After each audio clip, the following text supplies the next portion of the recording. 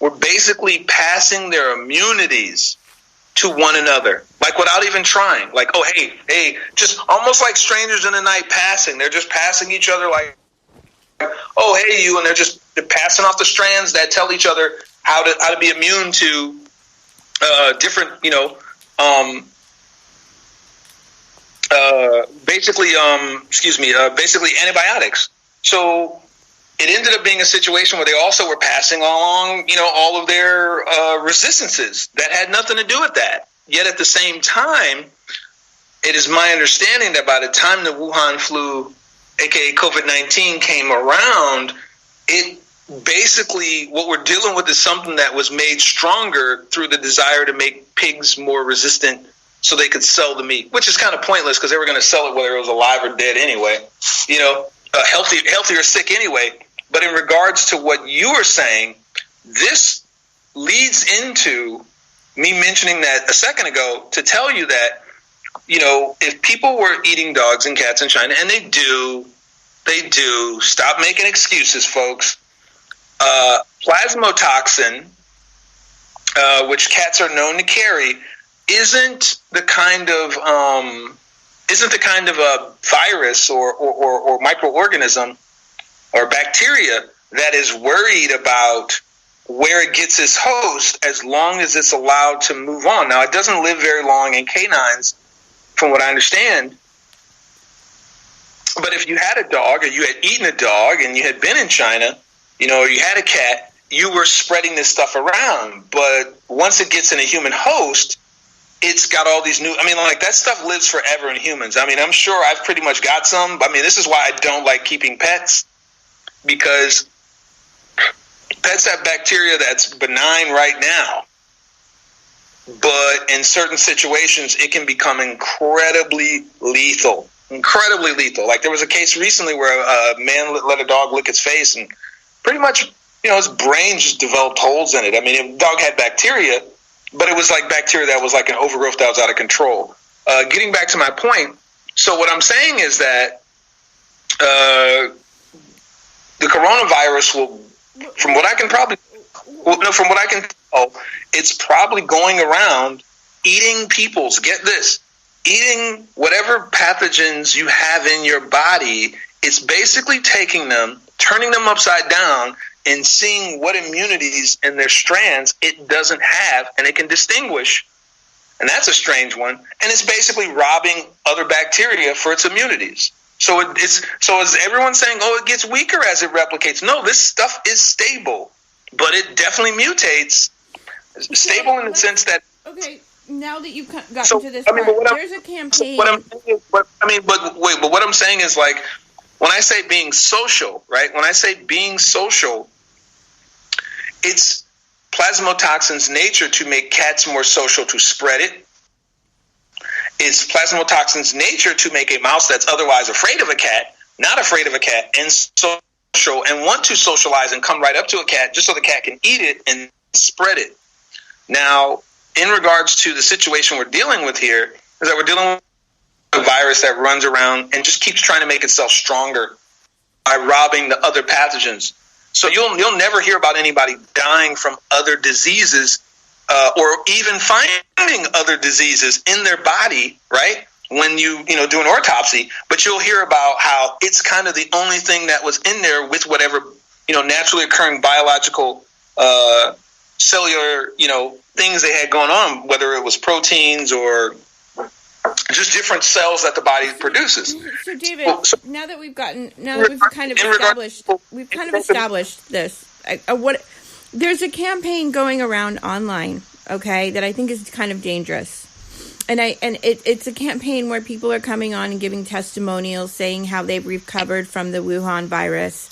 And we haven't really observed fully, like you have, firsthand in China, the initial onset of the virus. And I was hoping you would share your experience, because we know that the virus goes dormant and then it comes back.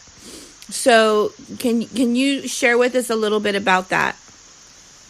Well, let me say this, though. Let me just kind of put this out there. So I knew the virus was been going. Okay, first of all, the virus has been going on for 9 months. 9 months. Like, let me be very clear about that. It's been going on for 9 months.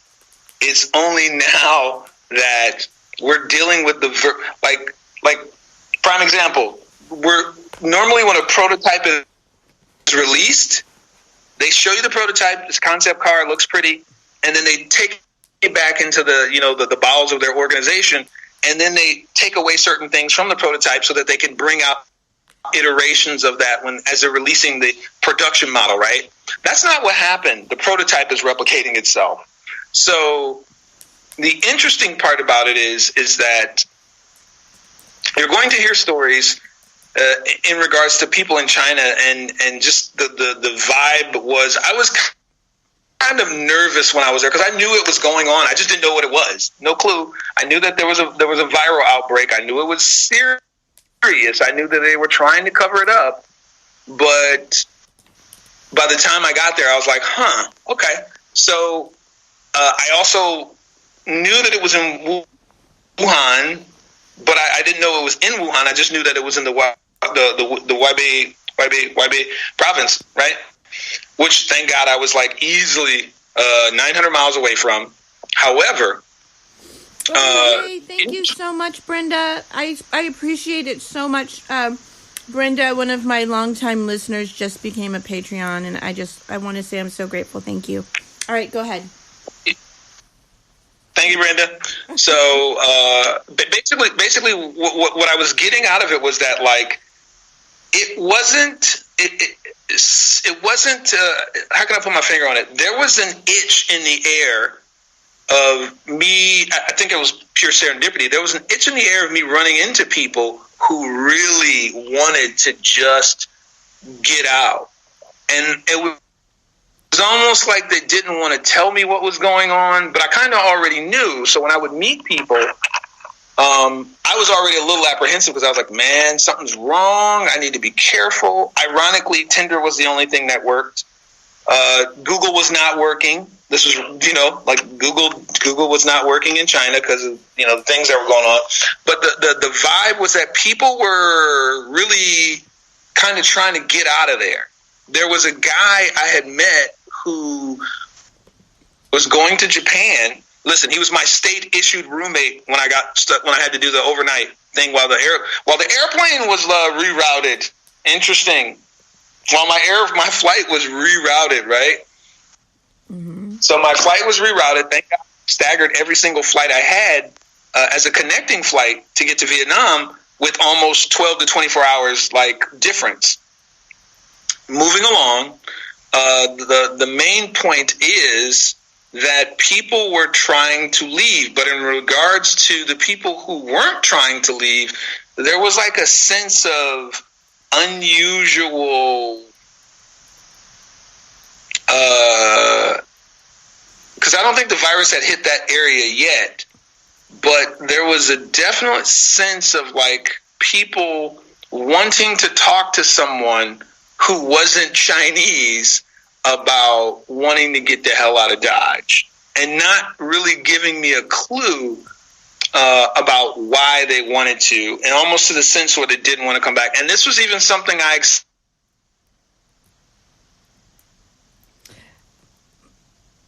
Are you there? Did I lose you?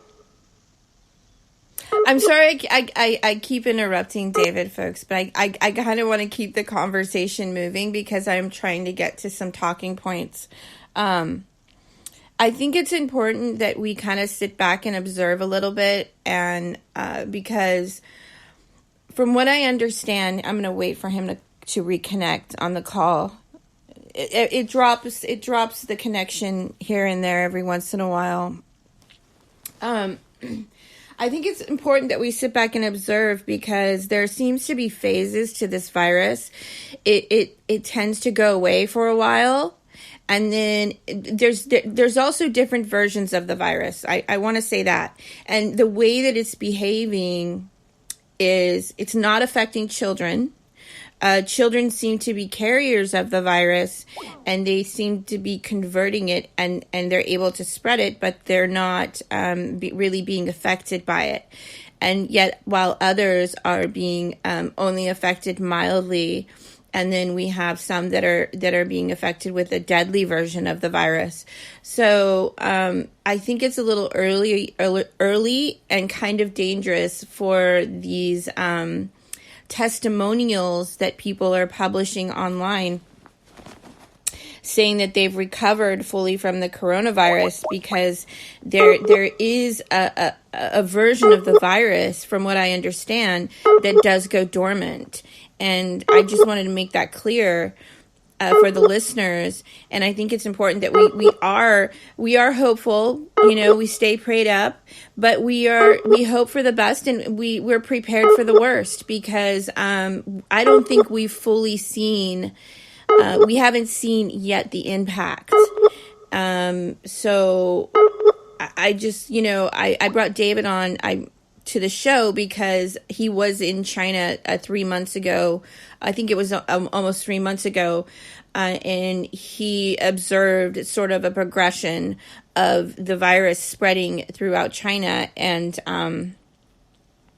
he did say that people were acting strange, and there was a phase where people were deliberately trying to socialize the virus before he left. They were going out night clubbing, and it made people behave a little bit differently. And then also there was another more violent version of the virus that was affecting people, and they were losing all of their body functions. There was some videos that were leaked showing people actually, passing out in streets and so forth. So there's, it seems to be interacting with existing, I'm only observing it, and I'm collecting data online, and I'm just observing, and it just seems to be interacting differently with different hosts. And I wanted to get, hopefully I can get him back. Let's see. Says he's out of range. But I wanted to ask him about the virus. We don't know much about the virus because the original creators of this version of the virus are all deceased. And so all we can do is observe. And it's really interesting. I haven't heard anybody talking about how antibiotics affect this virus. And that's something I'd really like to hear more conversations about. But David was saying in one of the prior podcasts, maybe he'll call me back, hopefully. If not, I will do an additional podcast with David. But that this virus is bifurcated with a form of HPV, the human papillomavirus, and HIV, and that it is airborne, and that it can live, HPV, human papillomavirus, can live outside the body for 2 to 3 weeks.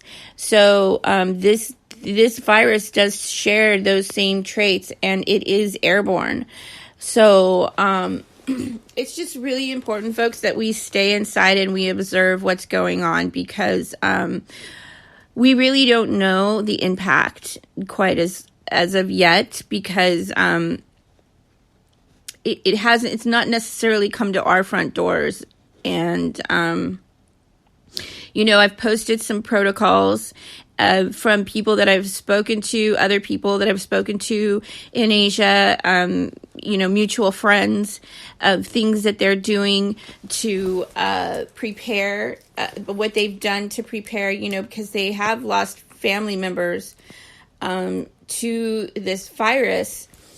And so I posted a list of, it's a plan, if you do live in a large family home. I don't think I'm going to be getting him back for this podcast. You can find this. I've posted it to Social Media News Network and to my public speaking page on Facebook. But you will want to, if if you do live, you have several people in your home, you're going to want to be prepared to, if one of you gets